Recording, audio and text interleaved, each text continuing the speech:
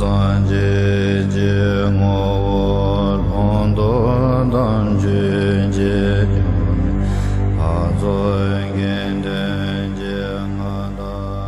our case, that was exactly what we needed. We were quite proud, and we definitely thought we knew very well everything, yeah. And he was so skillful, you can't imagine.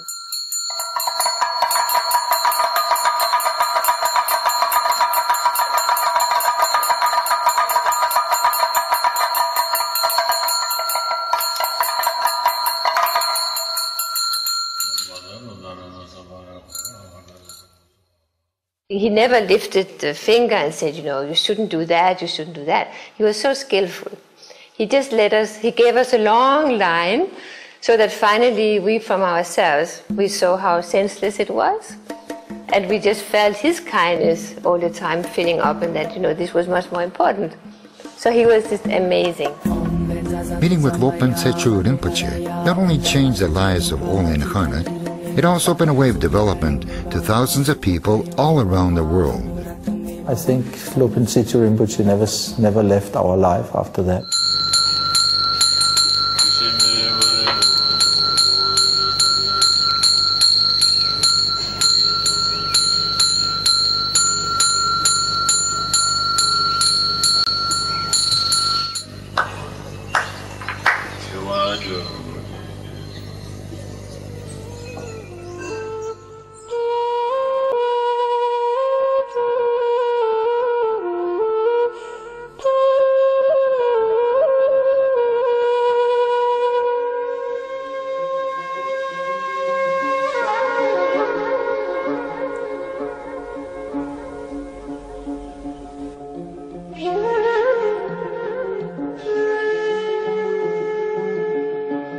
Rinpoche was born in 1918 in the Bhutanese town of Punakha,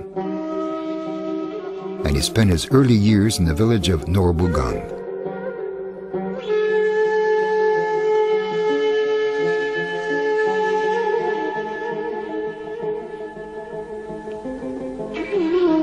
Bhutan is a unique Buddhist country, and Buddhism is the way of life for its population. Even today, the atmosphere there remains almost unchanged for hundreds of years.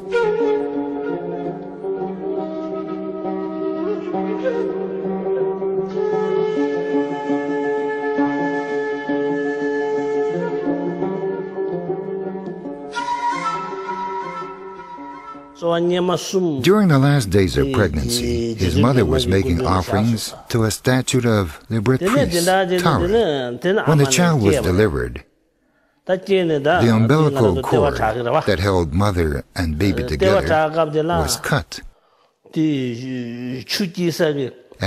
a white liquid, not blood, started to fall into the ablution water. The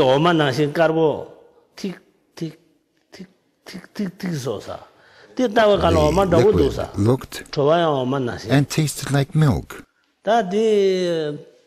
She thought, this is odd, but I'm not so educated and only good at worldly things.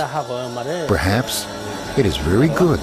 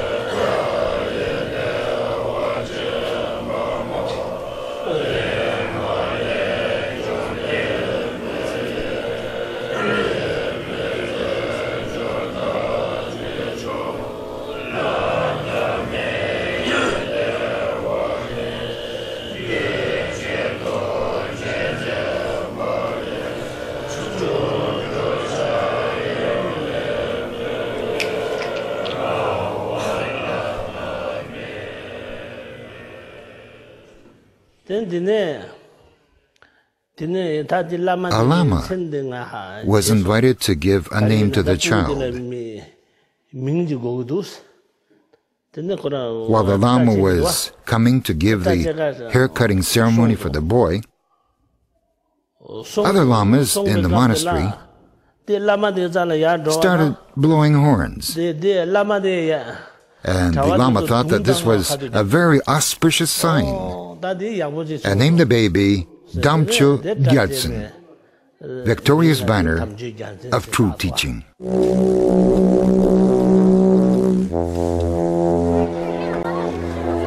Lopon Tsechu grew up as a normal Bhutanese boy. There is a tradition in the Himalayas to recognize high teachers already in their childhood. Such incarnated lamas are called tulku. But Lopon Tsechu was not recognized as a tulku, though all the people around noticed his unusual qualities, especially his exceptionally kind heart.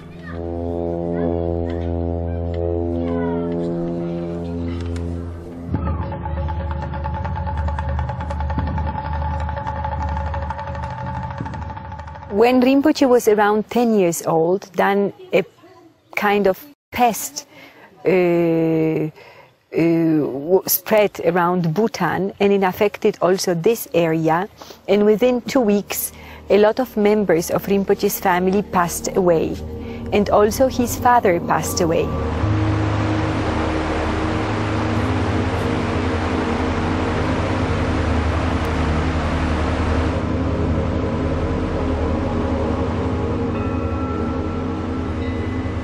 And the mother of Rinpoche was left suddenly alone with 3 small children, with Rinpoche, with his younger sister, and with his youngest brother.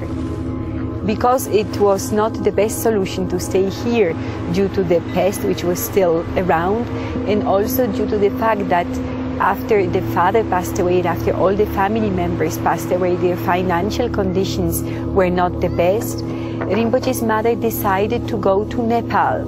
So the 4 of them, the mother with the 3 children, small children, they crossed the Himalayas walking to Tibet, and then from Tibet they came to Nepal. So it was really very dangerous. That was really a great adventure. You must think about the altitude, you must think about the wild animals, and also they had nothing to eat, they had no money, and that was a great hardship for Rinpoche. He was always mentioning to me that no matter how far we travel and how much struggles we have during these trips, one can not compare it with the first trip that he did in his life. That was the trip from Bhutan to Nepal.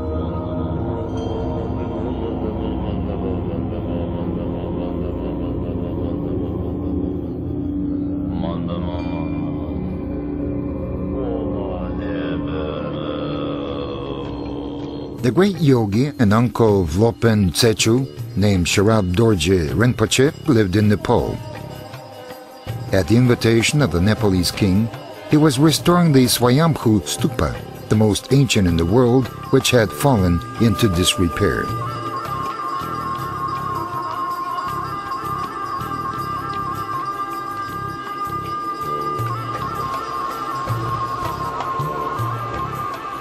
His uncle taught the young Rinpoche all the Buddhist methods. Years spent in retreats and joint meditation enabled Lopon Tsechu Rinpoche to realize the true nature of phenomena.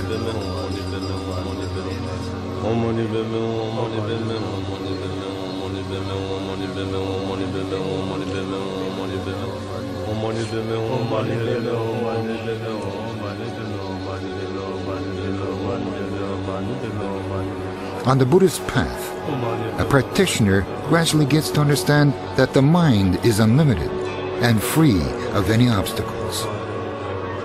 Being unaware of this, one perceives everything as being real, holds on to what one likes, and tries to avoid unpleasant things at all costs.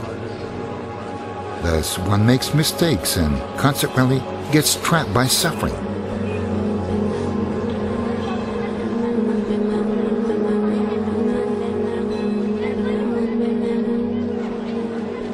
But if one discovers the unlimited qualities of mind, one can see that highest truth is the highest joy.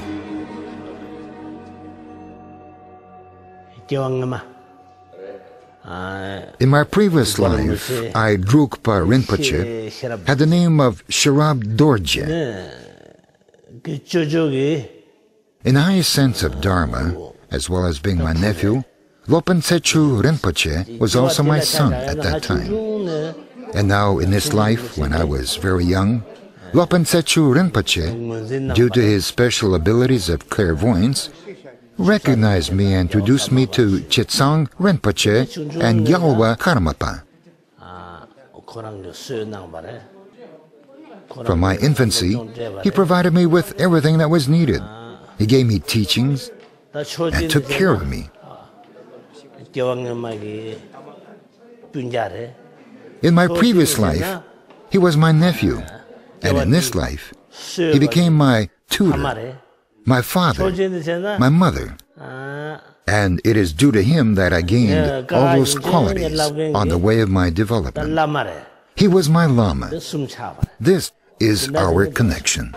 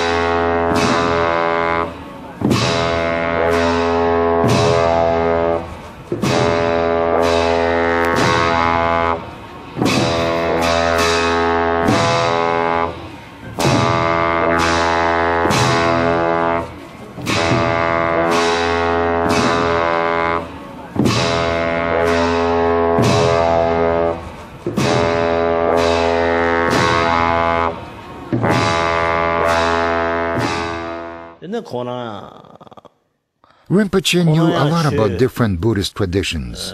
Sakya, Gelu, Kaju, Nyingma. He knew their teachings perfectly and practiced their meditations. And it made no difference between the practitioners of these traditions in the sense of, I am like this, and he is like that. He is bad, and I am good. He used to see the best in different traditions and groups, and then practiced in meditation. What a habit! Lopon Tsechu Rinpoche's main practice was the meditation on the Bodhisattva of compassion called Chenrezi, or loving eyes. To be a Bodhisattva means to take care of others without thinking of yourself, and to totally devoting oneself to the benefit of all. Chenrezi expresses the kindness and compassion of all the Buddhas. His love is like the sun, which gives its light to all beings impartially.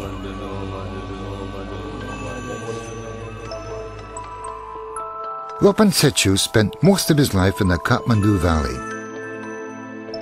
It was thanks to him that Buddhism blossomed and developed a strong position. At his initiative, the construction of monasteries, schools, bridges and hospitals was carried out. Many Nepalese people became Buddhists.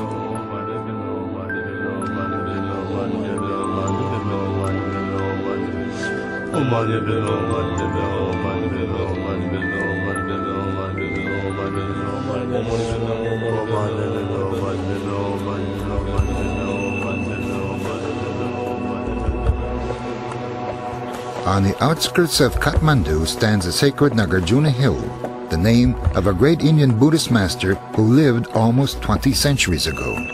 Rinpoche loved to meditate there.